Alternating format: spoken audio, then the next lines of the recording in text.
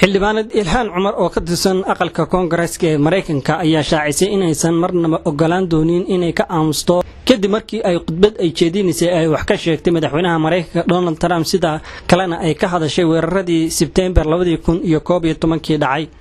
madaxweynaha Mareykanka Donald Trump ayaa u jawaabay Ilhaan Cumar waxaana barta Twitter-ka ku soo qoray hadallo uu ugu jawaabayo Ilhaan Cumar oo ay kamid ahaayeen weligeen ma hilmaami doonan weeraradii 2011 iyo erayo kale. xisbiga jamhuuriga ayaa si kul u eedeeyay in Ilhaan Cumar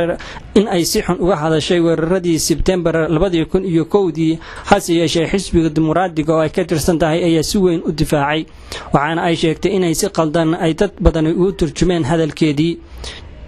ku dhawaad 2 bilood oo xiriir ah ayuu socdaa hadallada xanaafta leh ee ay baraha bulshada isku weydaarsanayaan xildhibaan Ilhaan Cumar oo ka tirsan aqalka Koongareeska ee Mareykanka iyo waliba madaxweynaha Mareykanka Donald Trump waxaana haatan uu gaadhay meeshii ugu xumayd. madaxweynaha Mareykanka ayaa gaadhay in hadalka soo ay soo qorto Ilhaan Cumar uu si kale u fasiro isla markaasina uu ugu jawaabo barta Twitter-ka ee Ilhaan Cumar iyo madaxweynaha Mareykanka Donald Trump ayaa noqday goobo ay isugu jawaabaan oo kaliya waxaana 3 bilood ee ugu dambeeyay ay isu jawaabeen in ka badan 10 eray oo mid kasta uu ka soo qoray bartiisa Twitter-ka. Ilhaan Cumar ayaa saameyn ku yeelatay aqalka Koongareeska tan iyo markii loo doortay xildhibaan ka soo gasha gobolka Minnesota.